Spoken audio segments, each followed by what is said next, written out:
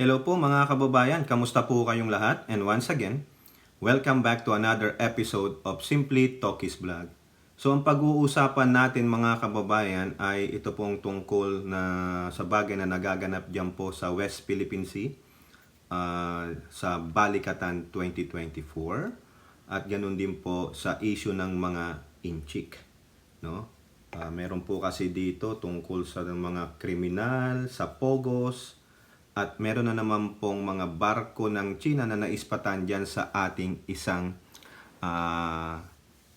lugar dyan sa West Philippine Sea. Pero bago po tayo magpatuloy, tayo po ay magbibigay shout out sa lahat ng ating channel members, followers, subscribers, sa mga nagla-like at nagsishare ng ating videos, mga nagbi-video replay, sa mga nagsishare ng kanilang blessings, at ganun din po sa mga katuwang natin dyan sa ating chat box during our video premiere. No, hindi ko na po kayo babanggitin lahat. Alam nyo, kilala nyo na kung sino kayo, kayong mga regulars dyan. Huwag na kayong magtatampo ha. So kasi po dito meron din nagpapa-shoutout no, dun sa mga comment section ng ating video. No, i-recognize lang natin sila tulad ni Losana Nerpio, Belina Ibanez at David Delizo. So yan po. So dun sa mga regular natin dyan sa chat box, wag na po kayong magtampo. Kilala nyo naman, no? Okay, so also dun po sa nagpapasa sa atin ng mga articles sa ating messenger, ano po yun? Active po si Kuya Rigor Kagitla. Lagi po siyang nagbibigay sa akin ng mga articles. Ganon din po yung kaibigan nating si Elora na taga Palawan. At yung isang magaling din at gwaping na vlogger na si DJ Byron Music and Topic TV. Yung mga pinapanood nating mga influencer or vloggers tulad ni Lola Carclea, si Kakopi, Munting Tinig, Mami Peng na hirap siyang mag-LS kasi nga naka-online ang kanyang mga anak. Ganun po talaga. So, unahin muna ang mga kids bago ang iyong sarili. Ganun talaga pag ikaw ay magulang na. At ganun din po si Ali Bugha na aking kababayan na taga Olonga po. No? Okay, so eto po. Simulan natin dito ang unang article natin. Meron tayong 6 articles pero paiksian lang natin. No? Unahin natin tong nangyayari dyan po sa Balikatan 2024. Diyan sa ating West Philippine Sea. No, sabi po dito sa Philippine News Agency, which is a government-sponsored media outlet, Navy, measures in place versus possible Chinese interference in Balikatan. No, so anong ibig sabihin niya sa Tagalog? Kung sakali man daw po merong pakikialam, maaring yung interference, yung makikisagabal, no, gagawa ng maling action ang China, no, during the Balikatan exercise, meron naman pong nilagay na parang ano ba Tagalog ng measures? Hindi naman yung susukatin. Ano ba Tagalog ng measures, Ali Bugha? Ha? Yung parang karampatang plano. Siguro ganun na lang. Hirap itagalog eh. No? Ito po sabi, a ranking Philippine Navy official said while China is not expected to interfere in the ongoing Balikatan exercise, they are prepared to implement contingency measures for such an event. Siyempre, palagi kang dapat merong fallback. Yung mga dapat ganyan, napuporsi na yan. Ito pang mga military, they are looking all the angles. Hindi pwedeng yung meron kang ganitong event, pero hindi mo napaghandaan yung mga unforeseen circumstances. So, hindi ganun mag-isip ang mga military. Hindi lang ang ating military, kundi lahat ng military sa buong mundo. Lahat po yan, tinitignan nila ang anggulo. No? Yes, there are appropriate measures in place. Sabi po ni Philippine Navy spokesperson for the West Philippine Sea, Commodore Roy Vincent Trinidad. No? But he did not want to elaborate due to security reasons. Siyempre naman, hindi na. Ba't mo naman ibibigay yung plano mo? Di na unahan ka ng kalaban. Hindi po ganun mag-isip ang ating mga kasundaluhan. Lahat naman po ng armed forces, no, kapag kabilang ka dyan, you have a tight lip because of security reasons. Di ba? Mami B. Oh. Kaya nga ako, maski na si Elora, sabi ko, Elora, don't give me any sensitive information. For your eyes only, for your eyes only. Sabi kong ganun. Unless otherwise, they want to make it public, doon lang. Pero yung mga sinabing confidential, top secret, for your eyes only, I don't wanna have that. I don't wanna be involved with that. No? Kasi mamaya kung ano pa gawin sa akin. No?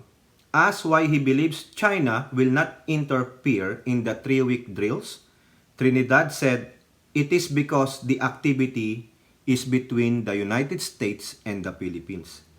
Historically, the illegal, unprovoked, uncalled for actions of China will only be against the Philippines. Correct naman kasi sila ang merong problema eh, no?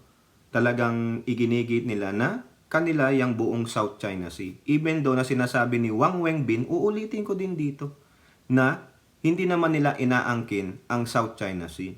Uulitin ko ulit, sinungaling siya. Kasi yung larawan na iginuhit nila, buong South China Sea sinakop nila. Tapos magsasalita na, no, hindi naman namin sinabi. Hindi nyo nga sinabi, ginawa nyo naman. O di ba tanga-tanga, conflicting, parang hindi niya alam na nag-iisip din tayo, matatalino rin din tayong mga Pilipino, na hindi tayo kaagad maniniwala sa mga binibitawan ng nilang salita without properly comprehending what they are seeing, and then we have to research for that. Hindi kami tanga-tangang mga Pinoy. Baka kayo, yung mga Chinese apologies ninyo, yun ang mga nagago ninyo. Di po ba? O, ayan. Next article. Sabi ko sa inyo, mabilisan lang tayo. Sa Inquirer, naalala nyo yan? Yan. Yung may mga tumahok ba? No? Eto yan eh. Dinala po yan sa Pilipinas ng Amerika. Nagreklamo po dyan ng mga inchik, no?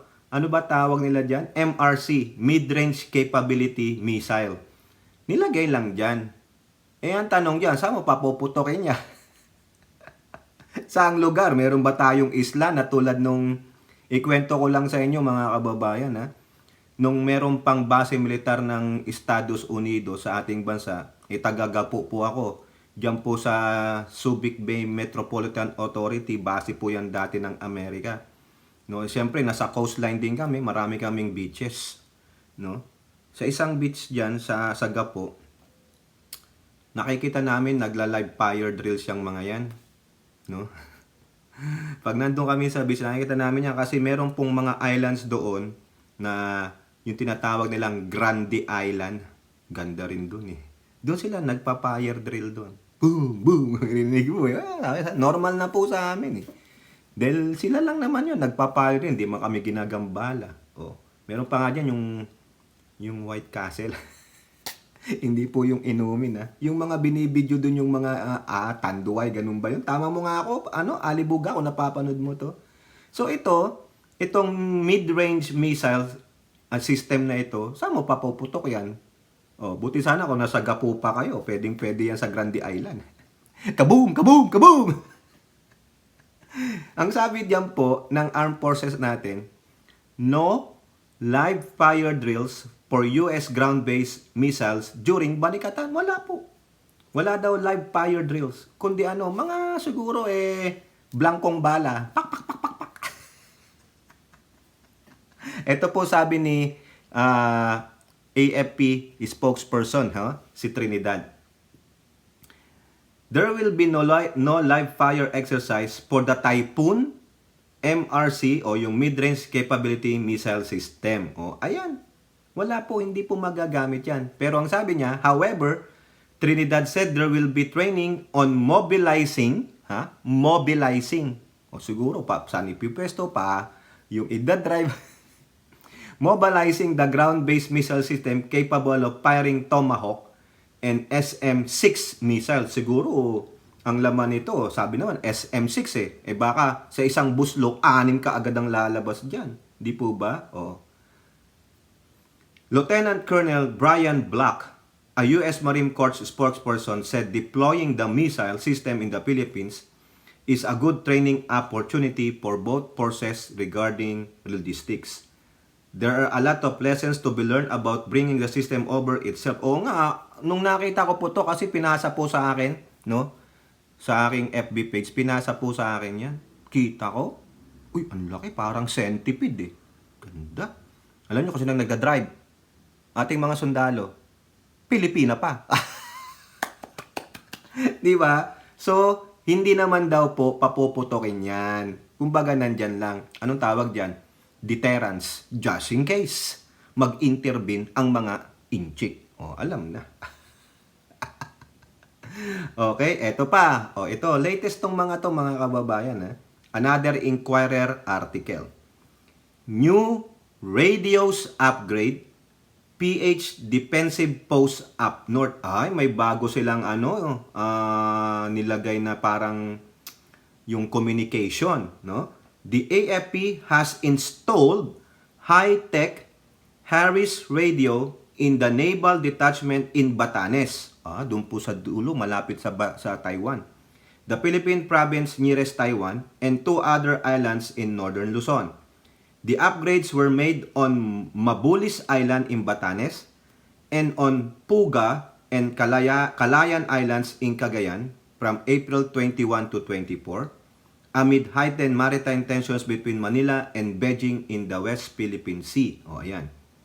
The Philippine Navy maintains a naval detachment on Mabulis. Ito pong Mabulis Island, yan po yung gustong i-upgrade ng ating DND. Actually, gagawan yata yan ng port ng mga Amerikano. Kaya nga nanghingi ng another 150 million additional budget si Biden sa Congress ng Amerika para dyan sa EDCA. Pero sabi ng Pangulo, no more EDCA sites, 9 is enough. Okay. Wala mang reklamo ang Amerika. Bibigyan pa nga ng 8.1 billion budget ang Indo-Pacific. Papasalamat nga po si Ron Valdez dyan which is 140 kilometers from the southern tip of Taiwan. Puga and Calayan are located in the Luzon Strait north of mainland Luzon, which is considered a vital international waterway. Correct. Tama yan, no?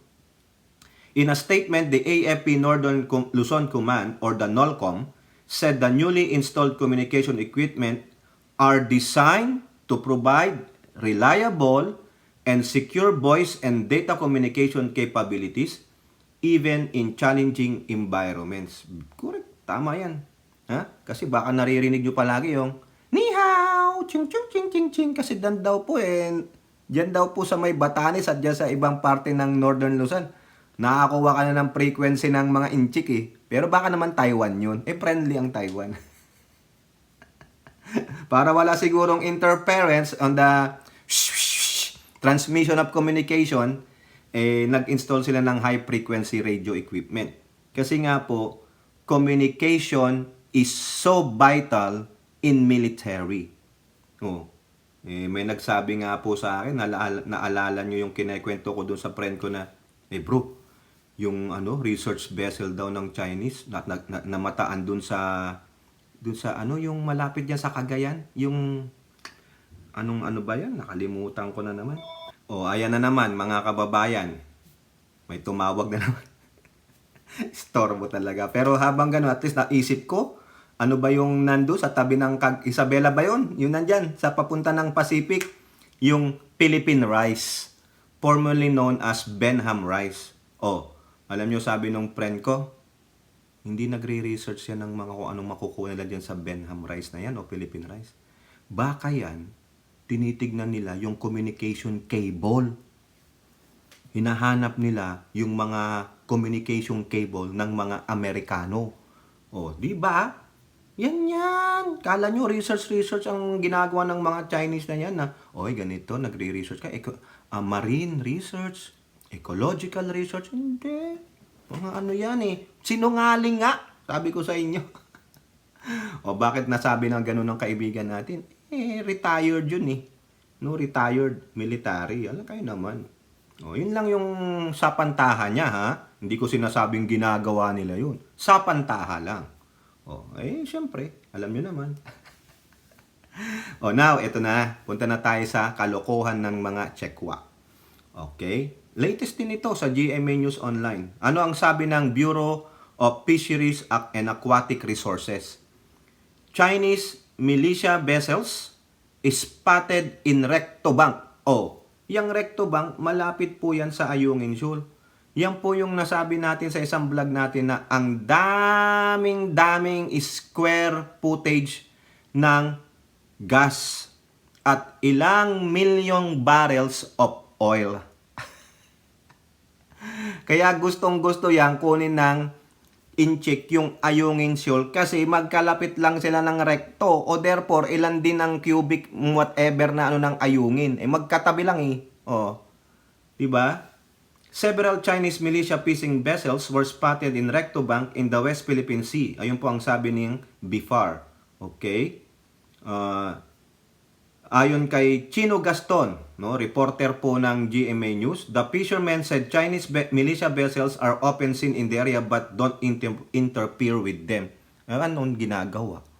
Bakit hindi nyo tiktikan? Baka naghuhukay na yan, naglalagay na ng mga pangsip-sip yung mga yan. Di po ba? They also said they do not see them fishing in the area. Ano nga ginagawa? Kung hindi nagpi-fishing, anong ginagawa? Dapat yan imbestigahan. Recto Bank, ito. Sinabi dito ni Chino Gaston, yung sinabi ko kanina. Recto Bank, hindi po yung pag-aari ni Finance Secretary Ralph Recto, located inside the exclusive economic zone of the Philippines, which is said to be rich in oil and natural gas. Tignan nyo. Buti na lang, hindi kiniklaim ni Finance Secretary Ralph Recto yan. Otherwise, baka sabi niya, hoy, akin yan. Sa pamilya namin yan. Tingnan nyo, nakapangalan, Recto. Di ba? Joke lang po, Budget Secretary of Finance Ralph Recto. Joke lang po, joke lang. Kasi Recto, unang pumasok. Dating Congressman Ralph Recto, asawa ni Ate B. Di ba? Tita nyo, sinasabi sa balita, rich in oil and natural gas. Gusto nilang makuha yan. Hindi ko lang alam kung anong vlog ko yun. Sinabi ko yung actual amount ng millions of barrels of oil and how many square footage of natural gas ang pwede mong simsimin dyan. Pero wag naman kayo magpakakiboloy dyan. Okay? Alis na tayo dyan. Mabilisan lang tayo. Ito, latest din ito. Philstar Global. Dalawang Chinese napugante, nahuli. Saan nahuli? Yun ang tanong. Saan nahuli? Sabi ng Philstar, 2 Chinese fugitives, Paul. Paul, ibig sabihin, nahuli yan. 2 Chinese wanted for various crimes were arrested in separate operations last week, sabi ng Bureau of Immigration. Ang mga nahuli daw ay si Zhu Yongjiang, 25, at si Ma Mingel, 51. Ma was arrested on his house in Parañaque for contract fraud amounting to $8 million.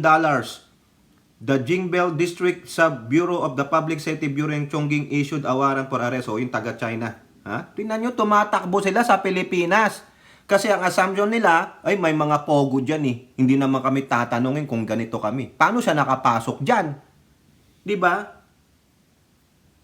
Ito namang isa, si Su, nahuli sa Mandawi City. Sa Sibuyan, Mandawi. After the BI issue a warrant of deportation last year for overstaying and for working without a permit at Xingyong Network Technology on an online gaming hub in Pasay. Tumakbo pa siya ng Tingnan nyo. Ginagawang takbuhan ng mga kriminal na inchik ang Pilipinas. Kasi feeling nila, pag-aari nila ang Pilipinas. Anong ginagawa dyan ng mga Bureau of Immigration? Bakit yan nakakapasok sa bansayang mayan kung may mga tulad nung isa, si Ma? Wanted pala sa kanila. Paano nakapasok dyan? Diba? Kaloka. Ito po. Last article natin, GMA News Online naman. Pogos. Hotspot of fugitives. Sino nagsabi? Si Hontiveros. Di ba? Tama naman siya. Ang dami pong kalokohan niyang Pogos na yan. Yung latest nga pinakita, karumal-dumal, mga kababayan Aside dun sa mga forge, mga pinipeking ating mga dokumento tulad ng government-issued IDs, birth certificates, at passport, meron pa silang torture chamber. May torture chamber. Ang sabi daw doon, pag yun daw mga nanunugal, nalulong sa sugal, utang-utang doon, hindi makabayad, torturin sila. Pinapalo ng mga steel bat. Ay, nakakaano yung mga yan. Ang tanong dyan, sino nag-enable niyan? Ha? Sino nag-enable? Kaya nga po si bilib ako kay Pasig City Mayor Vico Soto pinasara niya lahat ng Pogo sa Pasig. Mabuti naman. Ano rason niya? Walang magandang maidudulot para sa mamamayan ng Pasig ang Pogo. Maraming lulong sa sugal. Maraming nawawasak na pamilya dahil sa sugal. O, pag nanulong ka sa sugal, patay. Hindi naman yung alam niyo yung mga influencer na inano ng yung mga online gaming na yan, hindi nila sinasabi yung mga disclaimer na ang sugal ay nakaka-addict. Maaring mawasak ang buhay mo. Dapat may mga ganong disclaimer para bago magsugal, ma-addict. Ay, nako. Pero nyo yung, halimbawa, patatamain ka lang sa slot machine o whatever. Kunwari, tumama ka ng 10,000 piso, tuwan-tuwa ka na, babalik ako. Pero, uunti-untiin ka naman yun. Babawiin din, ha? Pasensya naman dyan sa mga nagsusugal. Sabihin, hindi mo naman pera yung tokens, Oo nga, hindi mo naman pera. Pero ano po yung epekto sa inyo? Epekto sa pamilya nyo kung sakaling malulung kayo. Ang sa amin lang, reminder. Di po ba? Ako nga, pag nasa Vegas kami, di ba, hotspot ng gambling yan. Prostitution, iba naman yun. Wala na ako doon. Wala na akong amor dyan. Damatans na tayo, damatans. Ano po ang sabi ni Hontiveros dito? Senator Risa Hontiveros on Wednesday reiterated o inulit niya her calls for the immediate ban on Pogo, saying these are hotspots of fugitives. Correct naman. Ako, mas tanggalin nyo na yan. Pero ang problema, kailangan mabigyan ng trabaho yung mga Pinoy, yung mga totoong Pilipino, na nagtatrabaho dyan. Kailangan makakuha muna sila ng kapalit na trabaho bago nyo tuluyang isara yan. Kawawa naman sila. O mapapabilang na naman sila sa ayuda, hahayaan nyo lang, Hontiveros. Kailangan meron kang contingency plan, alternate plan for those who will be mawawalan ng trabaho. Ganun po. Kasi sa totoo lang, nung nag-check-in kami sa City of Dreams, kasi palipad kami the following day, sabi ko sa misis ko, ang layo ng QC, baka matraffic pa tayo. Mag one night na lang tayo, malapit sa Paranaque. Yung condo nung tito ko, hindi available. Kasi may nagre-rent. Sabi niya, pinahanap niya yung pamangkin niya. Sabi niya, tito, ito. Lapit ito. Diyan lang. O sige. Kami, ang ganda. Natuwa yung mga anak ko dahil may mga pambata talaga Pero napakamahal naman. Ang nakakalungkot, alam niyo yung mga housekeeper, yung mga nag-aan ng bag mo, ganon, mga Pinoy. Ay, kung sino, boss nyo? Inchik po. Hira.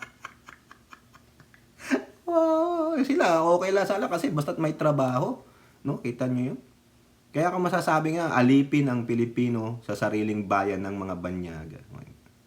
The lawmaker issued a statement as she led the inspection of a raided Pogo firm in Bamban, Tarlac na naman. Together with Senator Sherwin Gatchalian. Ito yata yung ni-raid ni, no? Mirin niyo yan.